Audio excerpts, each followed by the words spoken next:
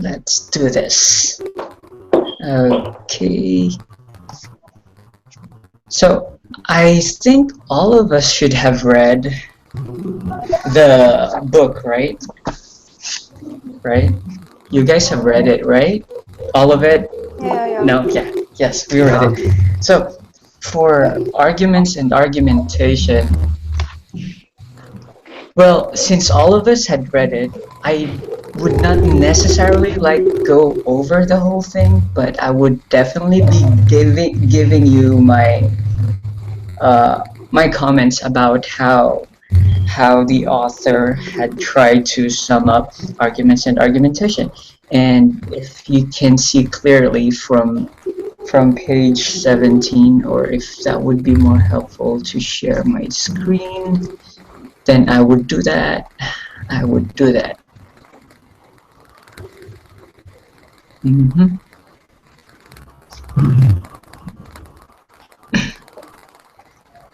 Sorry.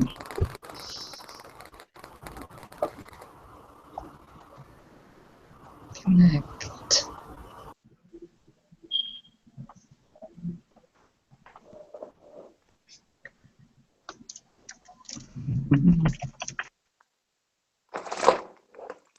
Wait a second. Sorry.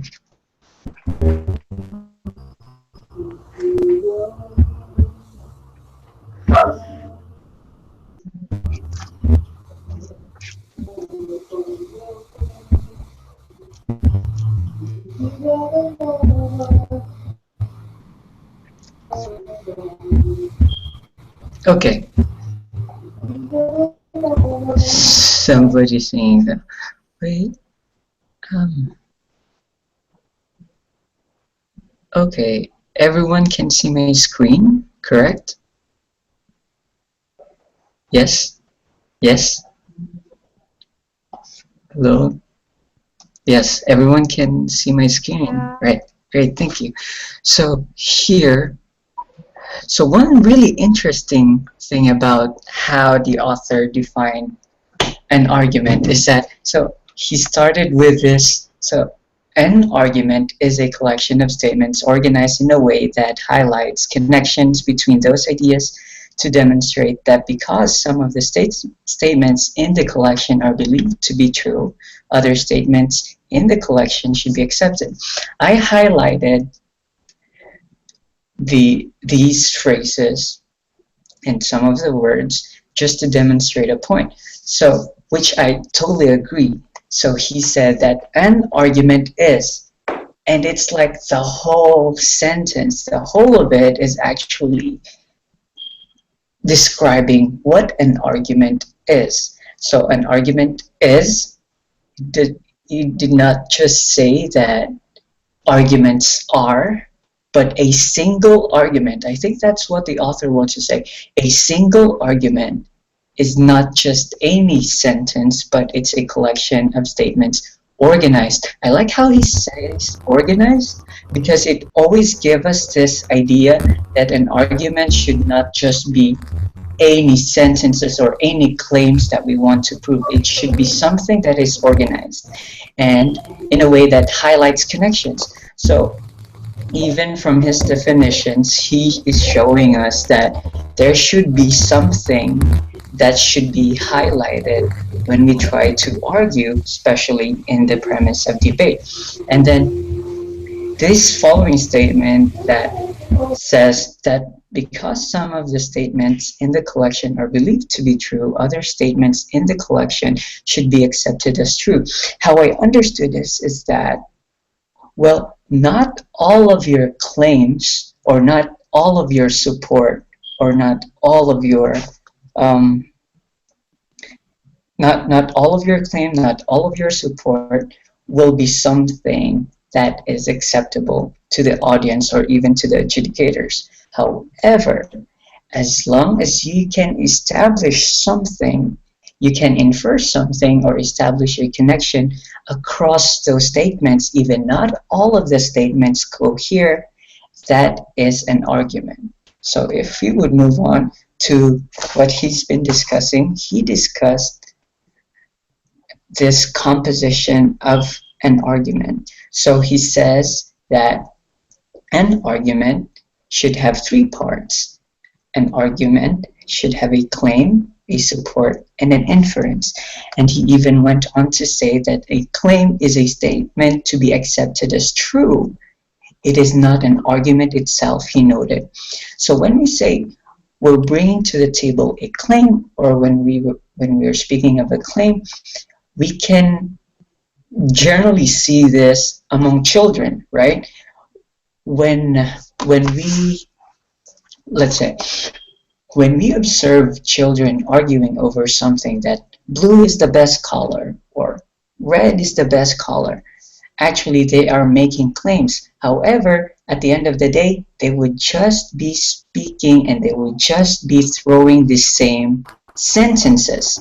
So that is actually the very basic form of a claim. It's just a statement that should be accepted, or a statement that can be accepted, a statement that may not have been accepted yet, but something that we want to be accepted by the public.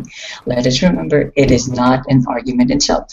For example, in the book, the state should permit euthanasia of terminally ill people. So that is a statement. It doesn't prove anything, but it posits something to be believed in, or something that the audience would, or something that we want the audience to accept. The second part is the support, and he said that support, these are ideas accepted as true by the audience. It actually forms the foundations of the claim.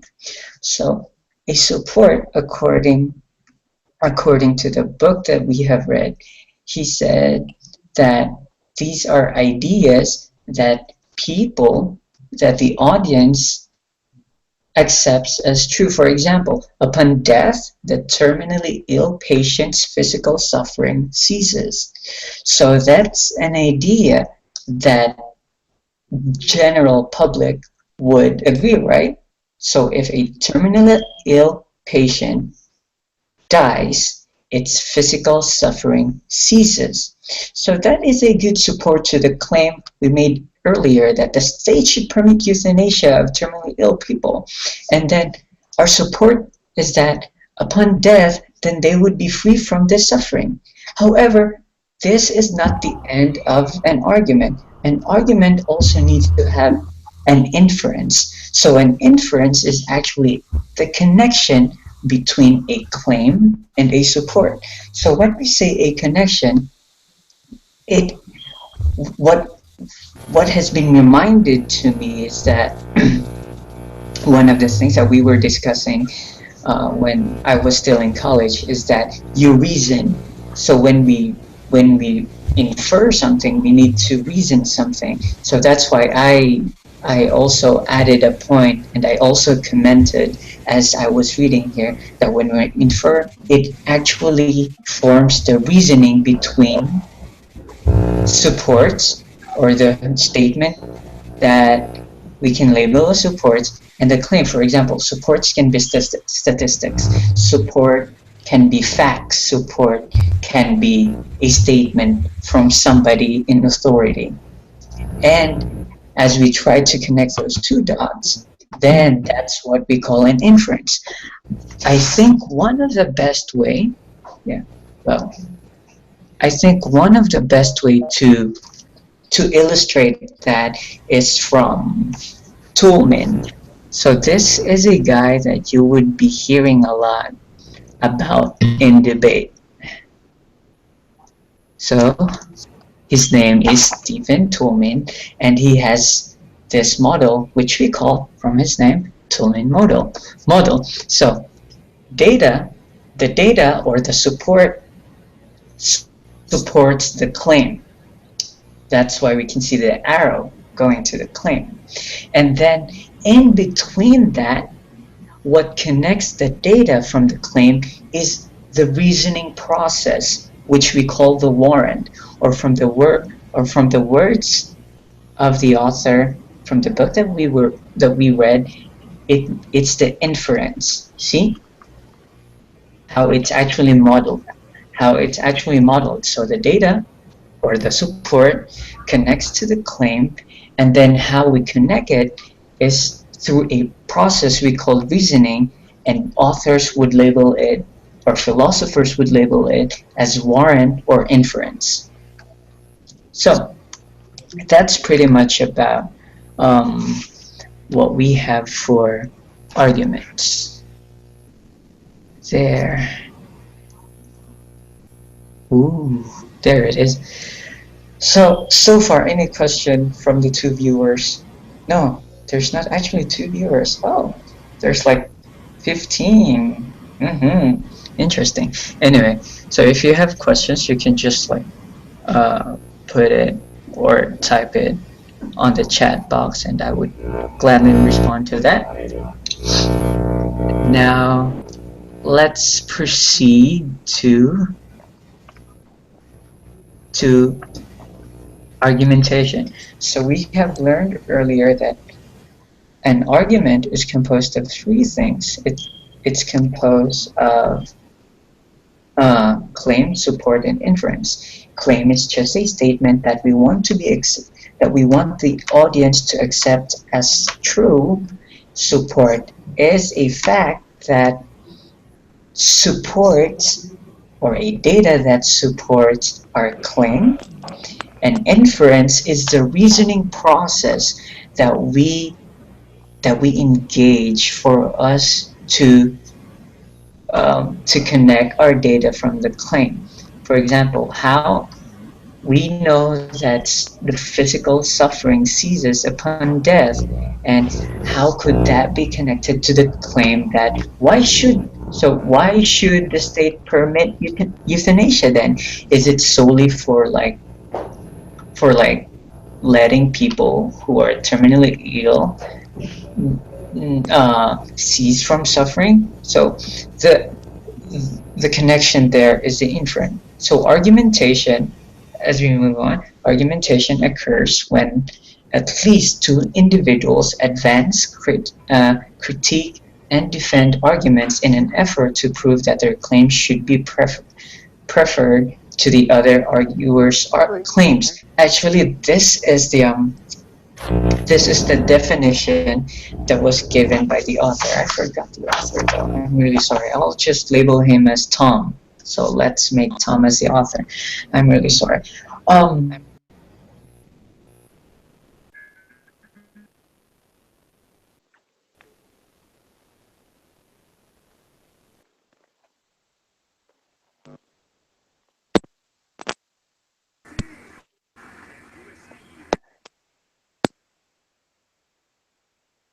Johnson's the last name. Okay, so we have here, so Johnson stated that argumentation occurs when at least two individuals advance, critique, and defend arguments in an effort to prove that their claim should be preferred to the other arguer's claim. That's how he defined argumentation, and that's what he highlighted on his book. However, if I would suggest the second phrase or the second sentence after that is something that is more enlightening than his own definition. But actually, this statement comes from Johnson still. So he said that this exchange requires the participants to develop and articulate their own arguments. So when I was reading that part, I noted some comments. Let's see. So, to develop and articulate their own arguments. When I was reading that, I was thinking, well, that happens to me many times. Like when we have an idea and then we just like throw sentences out. And then as we throw those sentences, we think that our audience actually grasps what we want to say. However, that is a really difficult situation right there, especially if we're not aware of it. That's why when Johnson defines an argumentation as an exchange where we develop and articulate. Articulating something can be very difficult sometimes. Why? Because there would be times that we are operating on high level processes. We assume that our listeners actually knows the the story behind the facts that we are talking about. That's why most of the debaters would leave out inference or the warrant, the reasoning process of the argument, because they would seldom think that, well, this audience are pretty smart enough to know why this support connects to this claim, why this data supports this claim. And and most of the time we leave out the reasoning process, and that's where we fail. And and as how Johnson states it, it's an argumentation is for us to develop and articulate our own arguments. So it's not helpful during debate if we would leave out the reasoning process, as what I want to call it. And also, argumentation actually happens when there are clashes of arguments. That's pretty much argumentation. But as he moved along, he presented another figure that would be really helpful as well. So he introduced us to Robert Trapp. Robert Trapp, according to him, proposes this modes of argumentation, which he described as descriptive argumentation, relational argumentation, and evaluative argumentation. And on this chapter, he went through all of it, and let's just like have a quick overview and maybe and for sure I would share to you some of my comments on um, about his about this chapter, specifically on this modes of argumentation. So he suggested something on how to create descriptive argumentation. So descriptive argument. Okay, wait. Because I just want to clear out to help clear out myself as well, and also the listeners. So argument is different from argumentation. And since we're talking about argumentation, we're talking about the sets of arguments. We're talking about the actual conversation between two teams. So what is descriptive argumentation? So descriptive argumentation is basically describing something. So when people disagree about what something is, then we try to describe it, and it concerns on the nature and definition of things. So how do we create descriptive arguments for this argumentation mode? One of the things that he proposes is that we should be aware of the tactic of differentiation. That means that we should be able to differentiate one thing from another. For example, how can we prove that humans are different from animals? Or how would you prove otherwise? So how you differentiate a certain group of things into this particular object that you want to be highlighted. Next one is example. So in creating descriptive argument, we can use examples. This will help us illustrate that thing's nature and definition. When we when we give examples, we highlight certain characteristics of the object that we are identifying. For example, among among all the red apples that there that among all the apples, or among all the berries, let's say, for example, among all the berries, what would make the strawberry like different? Of course, physically it looks different, the color is different, but what other distinctions can you make in order to really culminate that the strawberry has this different effect on the body or something? I don't know. Next, analogies. So analogies help us demonstrate the nature and definition of the thing. At this time, when we try to create descriptive arguments, we actually, when we use analogies, we actually use comparisons. And these comparisons, we compare how things are similar, and we try to draw parallels. Like how is the killings, or let's say, um, like the criminal policies in the Philippines, especially drug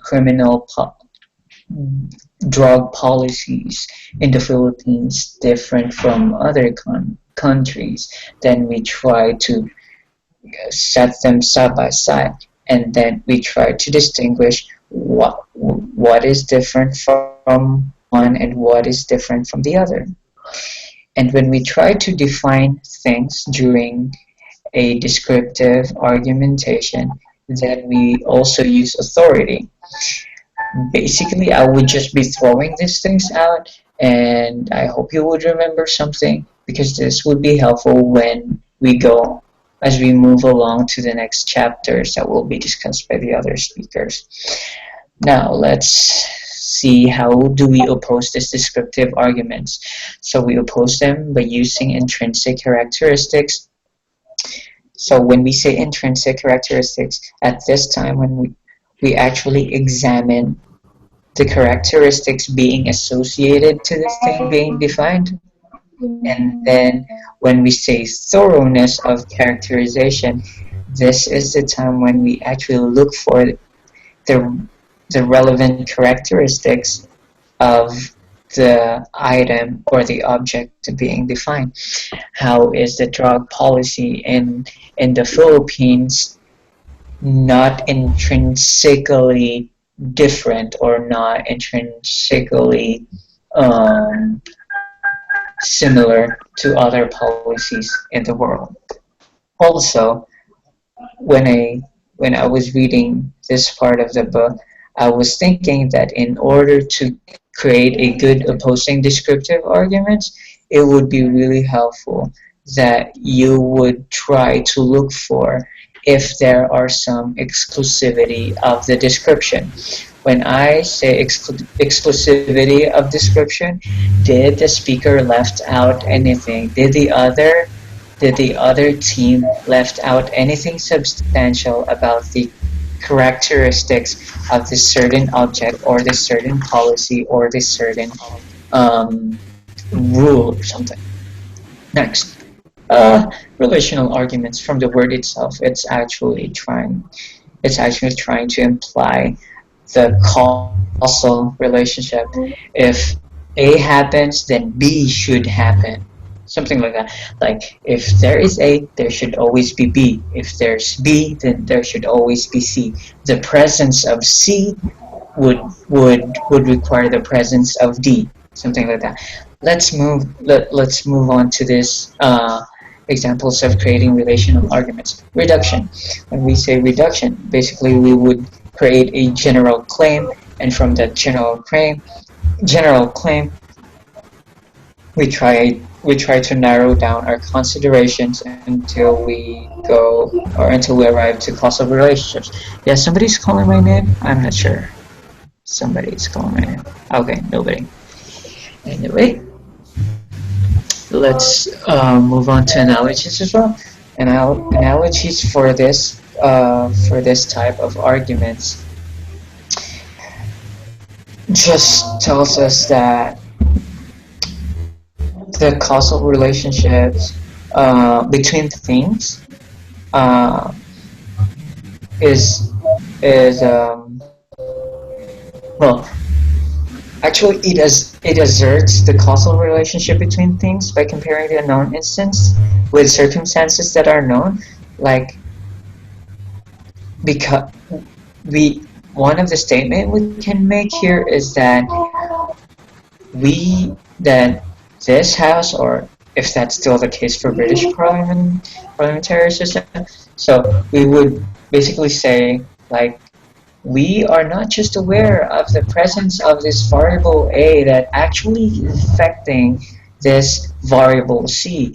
And with variable A, then variable C is actually taking its form and taking its full effect to the community or to the law or to the policy.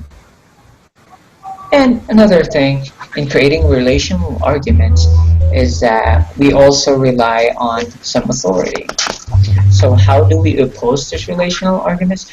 Again, relational arguments is the causal argumentation that we know, like when when um, when the sky is dark, most definitely it would be raining, or when we say that if we turn, if we push this button, then the effect would be um, like mass destruction or something. So it's like cause and effect. So that's relational arguments. So how do we oppose those arguments? We would oppose it by identifying the capability of that certain object. For example, so is or is or banning alcohol would prevent this like drunkards from being present in the community. So we will look for the inherent capability of this certain object or this certain law, and then we would try to prove that it actually doesn't cause people to not drink or something like that. So Mhm. we try to investigate the capacity of this certain law, for example, like banning liquor. The second one is necessity and sufficiency. We would say is banning is the policy of banning is the policy of banning liquor would is necessary to keep our citizens from like alcoholism or something. Is banning is a policy of banning liquor sufficient in itself to actually take its effect take its effect, and the expected effect that we want to happen is like our citizens would be free from alcoholism. So another thing that we can do to oppose relational arguments, the cause and effect argument, is absence test. We would try to oppose like we can say it this way like um, if we take away if we take away if we take away this policy, would our citizens be um, would our citizens be free from alcoholism or Great.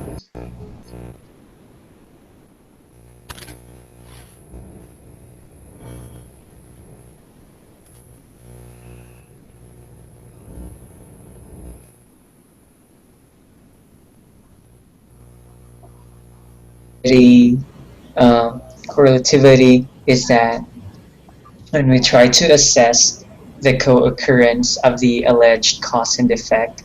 So, like what I've been telling earlier, if A is there, then B is there. If A changes, B changes. Um, for sure, you would get more examples of that from Ate Sarah. She's a really good debater, and also Sir Norman. Hey, thank you for helping me, guys. Thank you.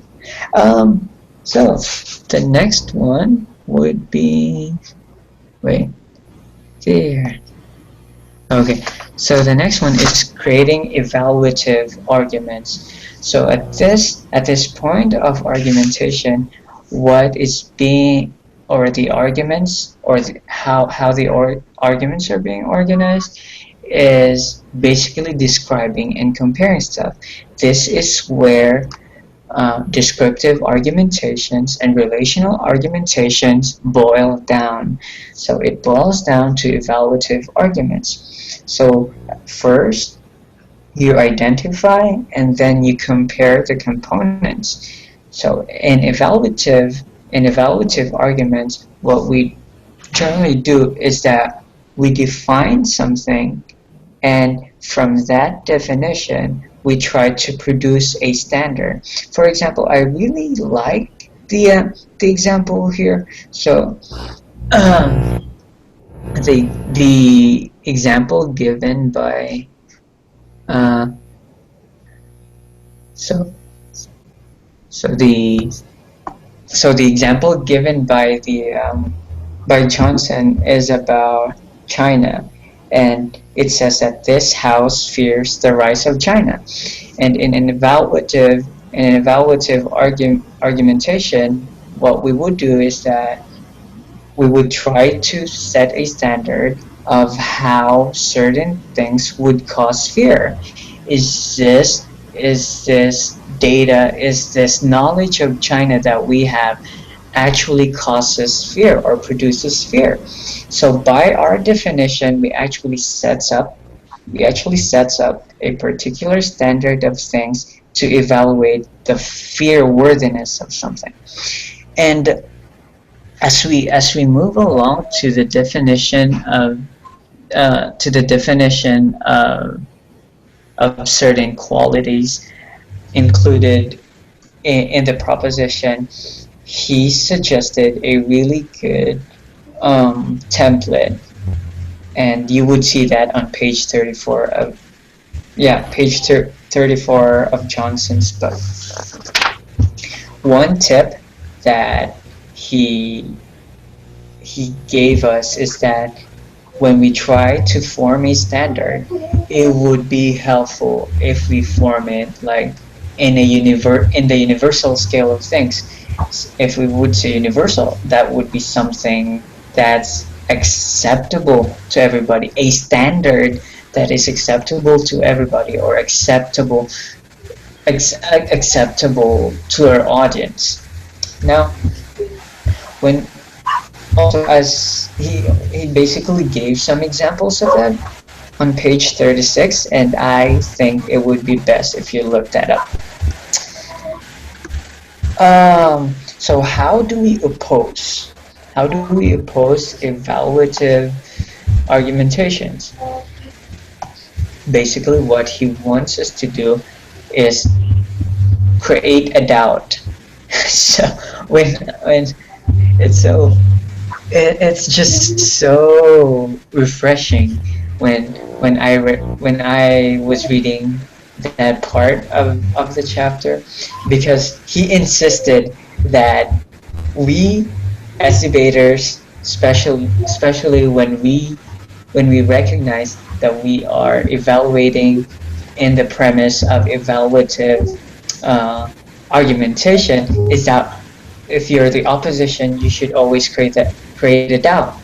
But what I like about his comment is that he didn't say that we create a doubt and then after creating a doubt we just like pull every sentences that we know. What he basically wants to say is that we create a doubt according to not confused to create a doubt, but creating a doubt not to confuse. What we should look for when we try to create a doubt is that we should challenge the definition. We should be challenging the standard that was set by the opposing side, and then we would challenge the measurement of the standard. For example, let's take the fear of the rise of China into power. So the definition of that is that rising to power is that they they they start building arms. They're gaining really great political and international prominence and all that. And then how we would oppose that is that we should define, is China, we should grade it out. Is China gaining this much prominence, this much military power, is really something to be feared up? Is something to be feared, and then we try to challenge the standard. So you say that when you when you set China as something to as a country that gains power and gains military prominence, that's what causes fear. But that kind of standard can't really hold water because China itself necessitates to have such huge military power because China itself is a huge country, so they have to protect their borders as well. So something like that. And then when you try to challenge the measurement of such fear, it's like after measurement of such fear, then what we could do is that we would challenge the interconnectedness of China into the global economy. Like if the opposing side would say that this is something to be feared about China, then we can say that, well, the China being a prominent international figure would actually be its own controlling Deterrent. or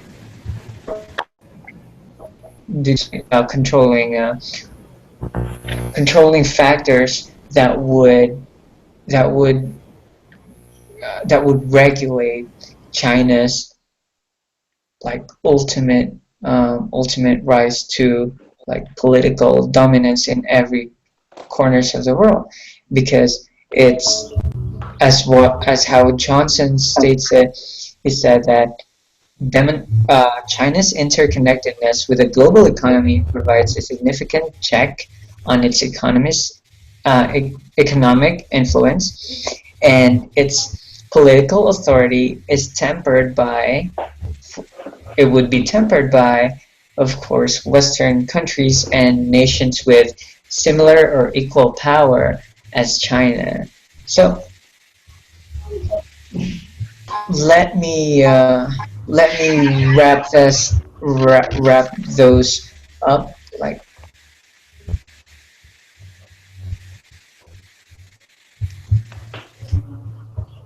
but things that I want you to remember: an argument consists of a claim. A claim is just a statement that you want the audience to believe, and then how you would support that claim is through data, facts, authorities from other people or agencies in the government that has a good reputation, and of course something factual. However, this too is insignificant if you cannot connect them. So how we connect them is through reasoning process, and that's what we call inference. So where's our inference?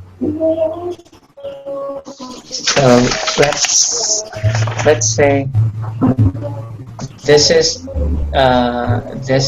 our claim, this is our data, or this is our support, and in between them is our inference. So we need to connect the two in order to have an argument. An argument in itself has three modes according to Trapp. It has descriptive argumentation, we have evaluative argumentation, and we have evaluative argumentation. Descriptive argumentation, basically about definitions. So if you don't like the definitions or the other side is hiding something, then you oppose their definition. You challenge their definition. Next is evaluative argumentation. Evaluative argumentation deals with the cause and effect. So if you see something wrong about the cause and effect that they are presenting, then you can oppose that. Evaluative argumentation looks for the standard. So when in argument you have this particular standard that is being presented, then you see something that is quite biased. Then you would try to attack and challenge their standard, and even the way how they measure their standard. Create a doubt, but it doesn't mean that you need to create confusion. It means that you need to challenge their definition and their um, uh, interconnectedness of arguments. So I think that would be it. I think I spoke for like 30 minutes. I'm really sorry. Yeah, thank you so much, sir, for this time. And I don't see any questions yet. But yeah, you guys are there. Okay. So we have here. So the question is, what is best to use? The evaluative, descriptive, or relative, or relational when we are having value judgment debate? Yeah, of course, when we have a value judgment debate, especially when especially when we try to appraise something, what would I best suggest is that if you are, I don't know, wait, yeah, if you're the first speaker, you would establish it as something evaluative right away, because you have to set a particular standard that should be attained by that particular value, and then from that standard that you have set, then you would try to describe and try to measure how this particular value that you're holding so dearly would meet the standards in a coherent and in a practical way that can be accepted by the speakers. So value debate, if that would still be the case in British parliamentary debate, I would suggest the evaluative argumentation. However, this becomes so tricky though, because if the first speaker does not establish the debate as evaluative argumentation, then you would have a problem there. Let's say when you have a value judgment debate, and then the first speaker established it as something as like relational. Let's just take, for example, relational. So if you have this particular value, and then you have it, then this would be the effect. So like the cause and effects, and that would be so crazy. However, if you would be the first speaker, and even though you're not that confident yet, I would suggest that you don't shy away from the challenge. Just go on and try to go into an evaluative argumentation. If the opposing side, to set the whole debate, I would suggest it would be evaluative argumentation. the use of descriptive is for something else, and the use of um, what do you call that? Well, I can also see using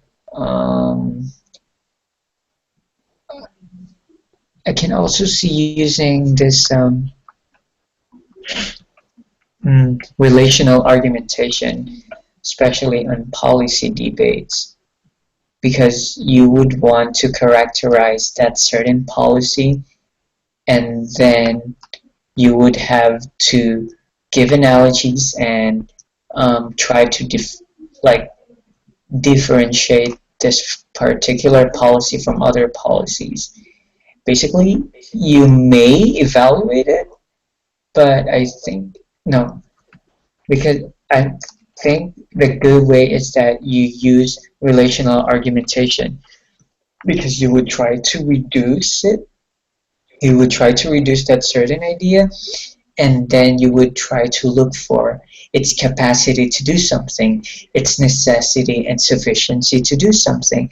Or you would say, with the absence of this policy, then what would happen?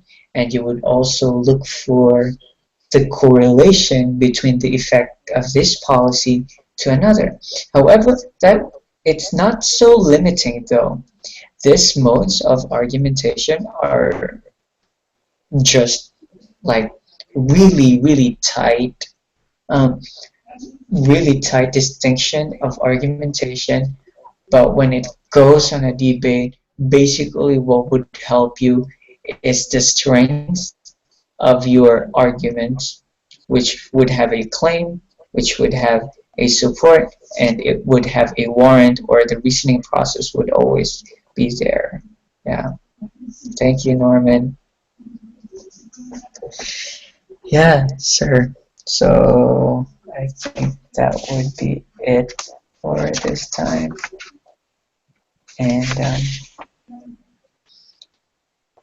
And I think those are my comments as well about the book.